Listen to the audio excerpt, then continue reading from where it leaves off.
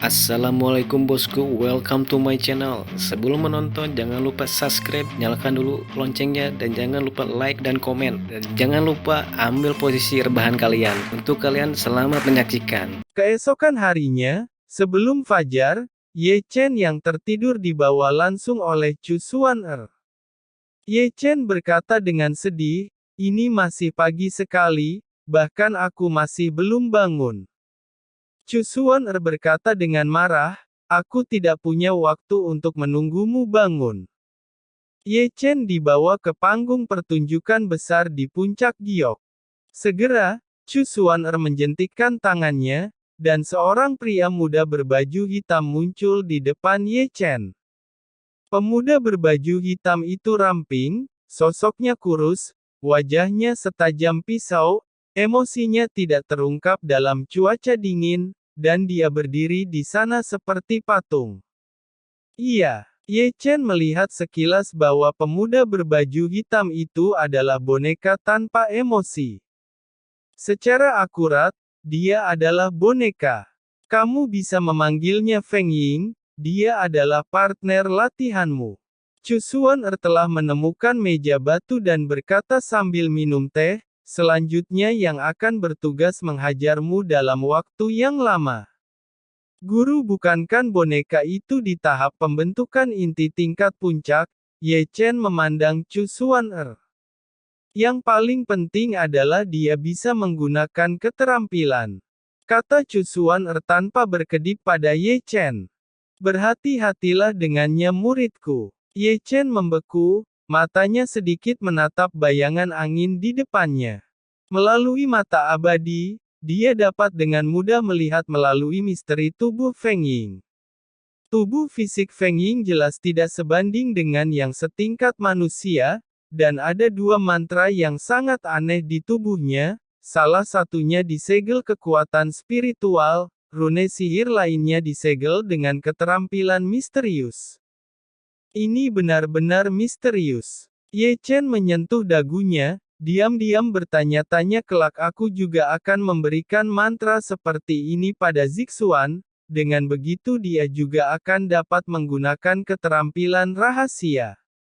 Ya, sementara Ye Chen berpikir, Chu Xuan-er telah memberikan perintah Feng Ying untuk menyerang. Feng Ying, sangat cepat, seperti namanya, cepat seperti angin, dan seperti bayangan, serangannya adalah cetakan telapak tangan yang menakutkan. Melihat ini, Ye Chen langsung mengeluarkan tinju petir. Ditemani oleh guntur, Ye Chen menyerang dengan satu telapak tangan, menyerang dengan bayangan angin. Boom! Kedua telapak tangan saling berhadapan, dan suara guntur segera meledak. Di satu sisi, Feng Ying tidak tergerak, tetapi Ye Chen mundur 3 atau 4 langkah dengan telapak tangannya untuk menghentikan tubuhnya. Ye Chen diam-diam mengerutkan lidahnya, merasa hanya kesemutan dari telapak tangan ke bahunya. Dengan satu pukulan, Ye Chen jatuh sepenuhnya dari angin, meskipun kekuatannya ditekan oleh gelang, namun, kekuatan Feng Ying tidak bisa diremehkan. Ya, sementara Ye Chen kagum, kicau pedang sudah terdengar. Aku melihat bahwa Feng Ying juga menggerakkan sidik jari dengan tangannya dengan cepat, seperti manusia, dan tubuhnya lebih energik. Dengan tubuhnya sebagai pusatnya, serangkaian bayangan pedang muncul, masing-masing berteriak dan bergerak. Mata Ye Chen sedikit menyipit, terutama mata kiri abadi, dan dia bisa melihat misteri tubuh Feng Ying sekilas. Ye Chen melihat bahwa mantra sihir telah ditanam di badan Feng Ying terus memberikan kekuatan spiritual untuk tubuh Feng Ying. Ye Chen membalikkan tangannya dan mengeluarkan pedang merah darah, dan melemparkannya sangat dekat. Bang! Tiba-tiba, suara tabrakan logam terdengar satu demi satu. Meskipun itu adalah benturan, serangan Feng Ying sangat kuat, dan ada pasokan kekuatan spiritual yang berkelanjutan. Pedang yang terus terbang dan mengenai susunan pedang Ye Chen dengan panik. Namun, Yang mengejutkannya adalah tubuh Feng Ying tidak memiliki pertahanan sama sekali, dan membiarkan bayangan pedang terbang menghapus percikan api padanya, bergegas sepanjang jalan, secepat angin, dan jejak telapak tangan bersiul. Ye Chen merespons dengan sangat cepat, memukul gunung dengan pukulan, dan mengenai Feng Ying lagi. Dengan satu pukulan, Ye Chen kalah lagi. Kamu keras kepala. Ye Chen mengutuk, ingin berdiri untuk melakukan serangan balik, tetapi gelang menekan kekuatannya, membuatnya sulit mengeluarkan kekuatan, apalagi lawannya adalah boneka misterius. Boom! Di sisi yang berlawanan, Feng Ying menyerang lagi, meninju pukulan besar, dan langsung menjatuhkan Ye Chen. Begitu dia mendarat, Ye Chen menanamkan semua kinya ke jari-jarinya, satu jari menembus udara, Feng Ying dengan mudahnya memblokir serangan jari Ye Chen. Bahan apa yang digunakan untuk membuatnya? Tubuhnya sangat keras. Ye Chen diam-diam mencemooh. Hanya memikirkannya, Feng Ying di sisi lain memindahkan sidik jarinya lagi, dan sepertinya dia akan melakukan metode rahasia lagi. Dia benar-benar kasar, dia terus-menerus dipasok dengan kekuatan spiritual, satu demi satu. Apa menurutmu aku akan memberimu kesempatan lagi? Ye Chen mencibir, keterampilan binatang buas melompat seperti harimau berkibar tegak dan bekerja sama dengan pertunjukan, langsung menyerang tubuh Feng Ying, dan sangat mengganggu segel Feng Ying. Segera, raungan binatang itu terdengar, Ye Chen sekali lagi melakukan teknik pertempuran jarak dekat yang mendominasi. Ye Chen seperti binatang buas, terkadang seperti harimau, terkadang seperti kera ganas, terkadang seperti singa jantan, terkadang seperti serigala meraih, dan menggunakan tangan, kaki, lutut, dan bahu bersama-sama. Setiap sendi pada tubuh menjadi senjata yang ganas. Namun, teknik pertarungan jarak dekat yang sangat andal juga ditekan ketika berhadapan dengan Feng Ying. Ye Chen masih meremehkan kemampuan Feng Ying untuk bertarung dalam jarak dekat.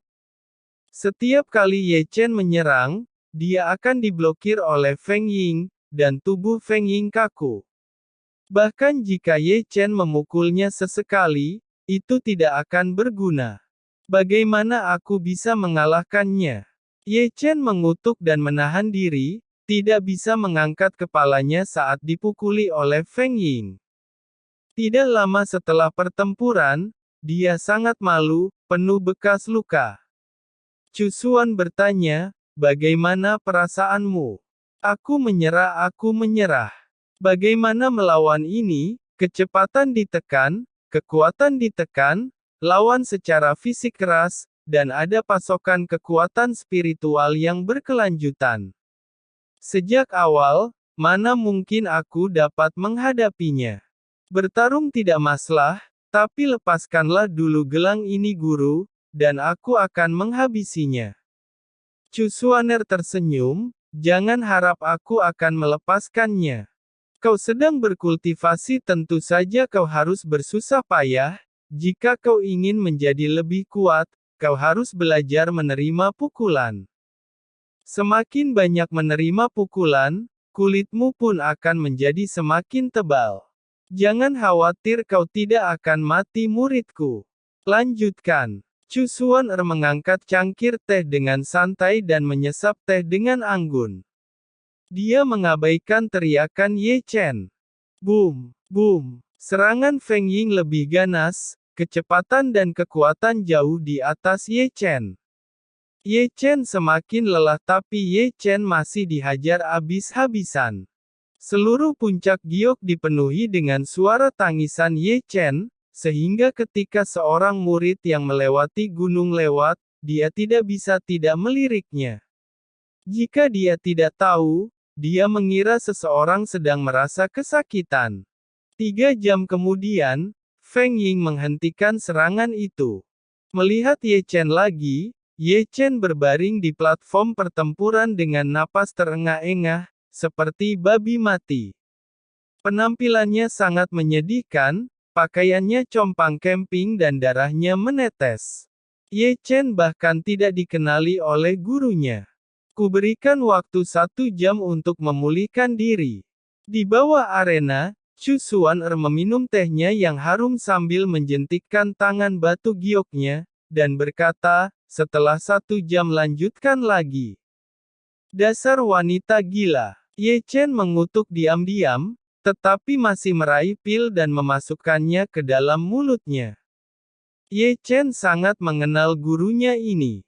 Begitu dia mengatakannya, semuanya selesai.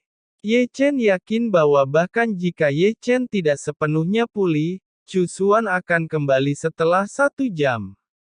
Dan itu pasti akan memberikan perintah serangan ke bonekanya. Oleh karena itu, yang harus Ye Chen lakukan adalah memulihkan sebanyak mungkin dalam waktu 1 jam. Ketika pil memasuki tubuh, itu dengan cepat meleleh, menambah konsumsinya, memperbaiki luka-lukanya.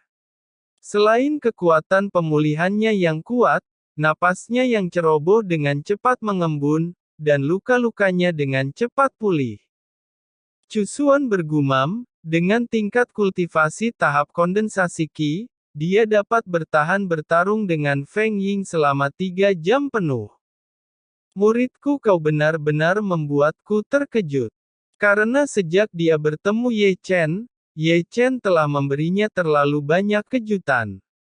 Dibandingkan dengan itu, pemandangan di depannya benar-benar tidak layak disebut.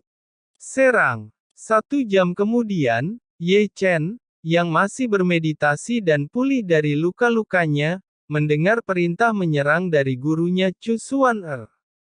Tiba-tiba, Feng Ying, yang berdiri di sisi yang berlawanan, tiba-tiba mulai dan turun, menginjak Ye Chen seperti bayangan, dan melambaikan tangannya adalah raungan jejak telapak tangan. Ye Chen telah lama berdiri, tidak pernah mundur, dan seluruh tubuhnya ditanamkan di telapak tangannya, mengepalkan tinjunya dengan penyesalan. Boom! Telapak tangan tinju terhuyung-huyung, Feng Ying masih gemetar, tetapi Ye Chen dipukul mundur dan mendengus. Perang kembali. Seperti 4 jam yang lalu, Ye Chen tidak bisa berdiri sejak awal duel. Dia sudah diikat hanya dalam waktu setengah jam. Dengan raungan kesal, Ye Chen tidak pernah ingin menyerah pada saat ini. Meskipun Feng Ying boneka, dia seperti musuh bebuyutannya. Semua misteri besar terkendali. Kecepatan, kekuatan dan kultivasi diri juga ditekan. Ditekan Feng Ying, Ye Chen hanya dilecehkan. Kenapa tidak bisa menahannya? Chu Xuan-er tertawa keras dari pinggir arena. Masih 1 putaran dan kau sudah memuntahkan darah. Guru, lepaskan gelang sialan ini dan aku akan menghabisinya sampai babak belur. Chu Xuan-er menjawab, apakah itu adalah alasan yang bisa kau berikan? Ye Chen berkata, ya sudah seharusnya, sejak awal aku adalah pihak yang dirugikan, dan kau malah menekan kekuatan dan kecepatanku dengan gelang rongsokan ini, mana mungkin aku bisa menang darinya? Sepertinya kamu masih tidak mengerti apa yang aku katakan. Chu Xuan-er bangun untuk pertama kalinya, dengan tampilan yang langka dan serius. Di bawah tekanan, potensi seseorang akan berbeda dari orang biasa. Bagaimana denganmu? Apa yang saya dengar hanya mengeluh, memang, kekuatanmu sangat berbeda, kelak saat kau bertarung dengan yang lebih kuat lagi kau akan menang darinya. Saat ini yang berada di hadapanmu hanyalah boneka yang tidak memiliki perasaan. Pergi kemana tekad kuat dan sikap pantang menyerahmu itu. Karena itu, Chu Xuan-er melirik Ye Chen di atas arena. Ketika kau sekarat hari itu melawan Zishan, kau bisa mengubah kekalahan menjadi kemenangan. Sekarang menghadapi boneka yang tidak memiliki emosional, kemana tekad kemenanganmu itu? Sejak awal kau tidak memiliki keyakinan untuk menang. Jika seseorang tidak memiliki keyakinan ini, tidak peduli seberapa besar kekuatan yang dia miliki, itu sama sekali tidak ada gunanya. Dalam dunia kultivasi, kau harus memiliki kepercayaan diri yang besar, kalau tidak bagaimana kelak kau bisa menghadapi kesulitan yang lebih besar. Kau boleh gagal, tapi gagallah dengan keyakinan kuat dalam hatimu. Ye Chen terdiam, mendengar kata-kata gurunya. Sebagai seorang murid, Ye Chen tidak bisa membenci kekerasan gurunya. Ye Chen terlalu sombong. Ye Chen takut dengan kekuatan angin dan bayangan sejak awal, dan kehilangan keyakinan bahwa akan menang dari lubuk hatinya.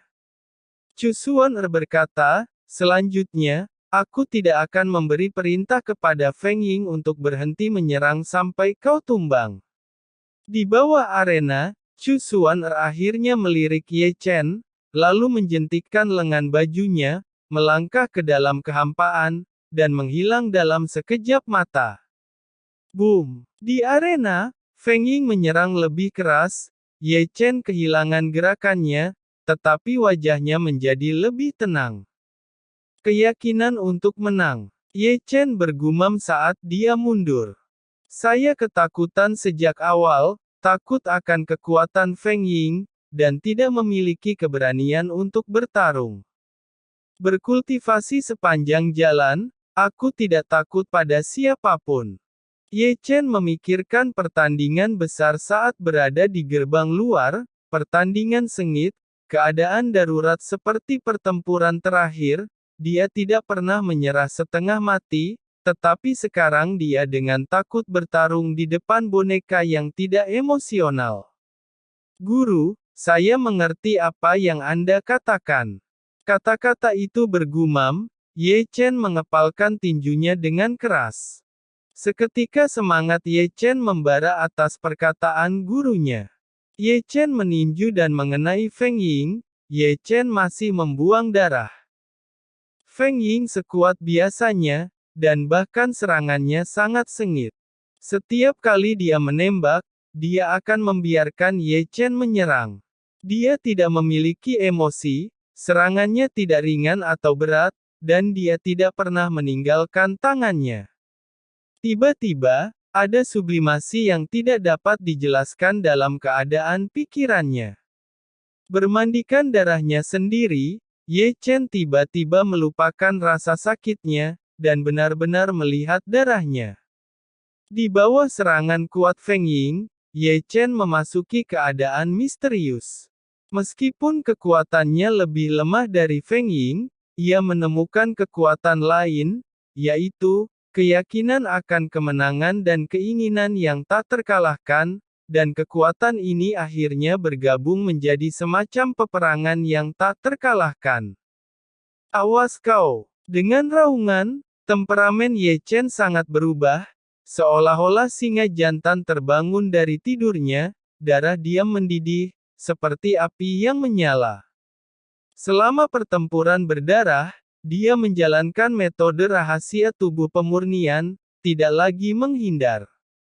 Anda membantu saya memberi Anda pukulan, Anda memukul saya dengan pisau, saya menebas Anda dengan pedang, dan itu adalah jenis permainan yang melukai musuh.